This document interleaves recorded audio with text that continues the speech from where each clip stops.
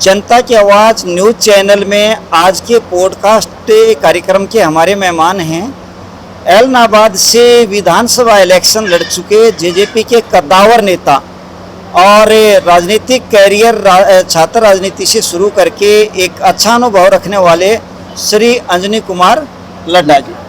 तो लड्डा साहब, सबसे पहले तो आपका हमारे कार्यक्रम में स्वागत। धन्यवाद। सबसे पहले जनता की आवाज़ न्यूज़ चैनल का मैं दिल की गहराई से धन्यवाद करता हूँ, जिन्होंने एक छोटे से कार्यकर्ता को अपना मंच दिया और बोलने अपनी बात रखने का मौका दिया।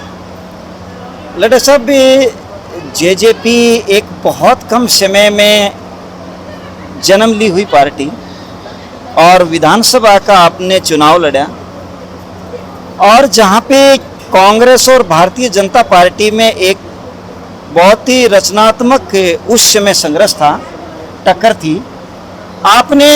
आपका चुनाव चिन्ह भी चाबी है और आपने किंग मेकिंग का काम किया और आप 10 सीट लेकर के हरियाणा की राजनीति में सक्रिय हो गए। हम इन सब चीज़ों पे चर्चा करेंगे। तो शुरुआत करते हैं इस बात से कि लड्डा साहब, आपने अपना राजनीतिक करियर कब शुरू किया और किस स्तर से शुरू किया? मैंने स्टार्टिंग में जो था, पारिवारिक ही मेरा राजनीतिक स्तंभ रहा है। मेरे दादा सरपंच रहे हैं, मेरे रियल अंकल नगर पार्षद रहे हैं 5-6 बार, एक अंकल चेयरमैन रहे हैं।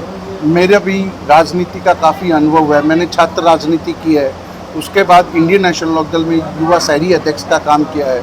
जब से जेजेपी का गठन हुआ, वहाँ मैं युवा हल्का अध्यक्ष दुष्यंत चौटाला जी के नेतृत्व में कार्य किया।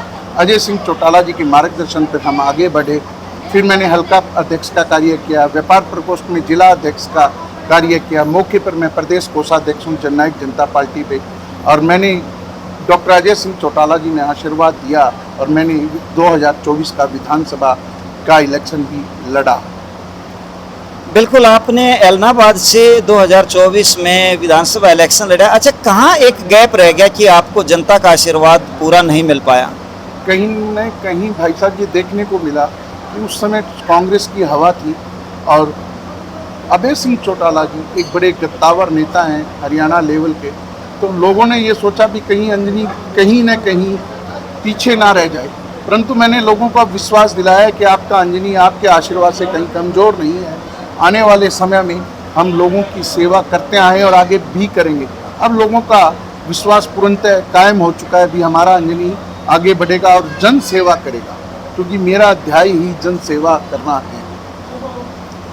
लड्डा साहब, आप 4.5 साल तक एक बहुत ही सक्रिय राजनीति के साथ साथ गवर्नमेंट का हिस्सा रहे जेजेपी जननायक जनता पार्टी, लेकिन 2024 के चुनाव में जननायक जनता पार्टी को हरियाणा की जनता ने पूरे तरीके से नकार दिया, जबकि आप जिस सरकार का हिस्सा थे भारतीय जनता पार्टी बगैर किसी अलायंस के दोबारा पूर्ण बहुमत में आ गई। तो इसका पीछे आप क्या आप मानते हैं कि जनता ने आपको क्यों नकारा?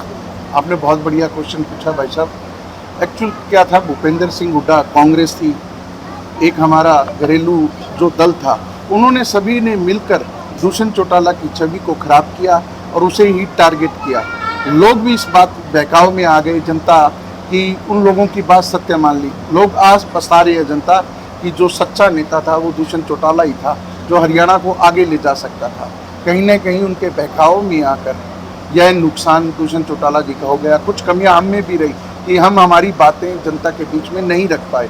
अब हम इन कमियों को दूर करेंगे और फिर 2029 में जनता के बीच में अभी भी हैं और आगे भी जाएंगे और हमारी बात रख पाएंगे। लड्डा साहब, आपका जो आगे का जेजेपी का इस समय बूथ स्तर पे, ब्लॉक स्तर पे, राज्य स्तर पे, या हम ये कहें कि जो है एक संगठन जो है उसमें आप इसमें क्या एक रणनीतिक कार्यक्रम कर रहे हैं, या आप क्या एक रचनात्मक जो बदलाव है वो ला रहे हैं अभी? बिल्कुल, हमारे युवा नेता प्रदेश अध्यक्ष दिग्विजय सिंह चौटाला जी हर गांव में जा रहे हैं। पहले युवा जन संवाद किया था, हमने हांसी में रैली की थी, पिछले सारे रिकॉर्ड उस रैली ने तोड़े थे। आज भी दिग्विजय सिंह चौटाला, डॉक्टर अजय सिंह चौटाला, नैना चौटाला जी और अजय सिंह चौटाला जी फील्ड में हैं और लोगों के बीच में जाकर अपनी बात कर रहे हैं, लोगों के दुख सुख साझा कर रहे हैं। तो हमें पूर्णतः विश्वास है कि 2029 में लोग हम पर दोबारा विश्वास करेंगे। एक मुद्दा रहा है जिसमें अभय चौटाला जी इस मामले में आपसे आगे रहे, किसान आंदोलन के दौरान आप उप मुख्यमंत्री थे, यानी दुष्यंत सिंह चौटाला जी, और सत्ता आपके पास थी, लेकिन आपने किसानों के साथ ना जाकर के सरकार में बना रहने का निर्णय लिया। क्या आप मानते हैं कि 2024 में इसका भी नुकसान आपको हुआ है? देखो भाई साहब, मैं एक बताना चाहूँगा कि दुष्यंत चौटाला जी जब डिप्टी चीफ मिनिस्टर थे, उन्होंने 48 घंटे में किसान की पेमेंट को खाते में डालने का काम किया, अनाज को उठवाने का काम किया। आज हालात देखें, अब कनक हुई है, अभी तक कनक नई अनाज मंडी में पड़ी है, ना उसका उठान हुआ है, ना कोई बात। ये तो मैं कह रहा था ना, बगलाने का काम किया था लोगों को। आज किसानों को भी पता है कि अगर सरकार में रहकर दुष्यंत चौटाला जी ने कार्य किए थे, वो और कोई नेता कर ही नहीं सकता। तो किसान हितैषी अगर कोई नेता है, मजदूर हितैषी कोई नेता है, छात्र हितैषी कोई नेता है, व्यापारी हितैषी कोई नेता है, तो वो दुष्यंत चौटाला जी।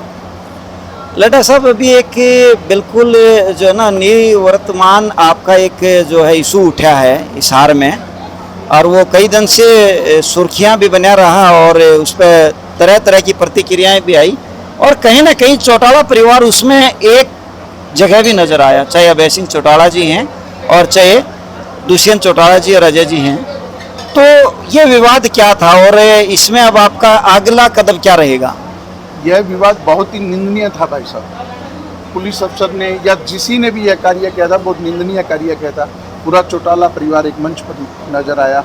ऐसा किसी भी राजनीति के साथ नहीं होना चाहिए। इससे ये समझ आया कि अगर दुष्यंत चौटाला जी प्रतिनिधि हैं, जनप्रतिनिधि के साथ यह घटना हो सकती है, तो आम आप और मैं जो आम जनता है, उनके साथ क्या कैसा बर्ताव होता होगा।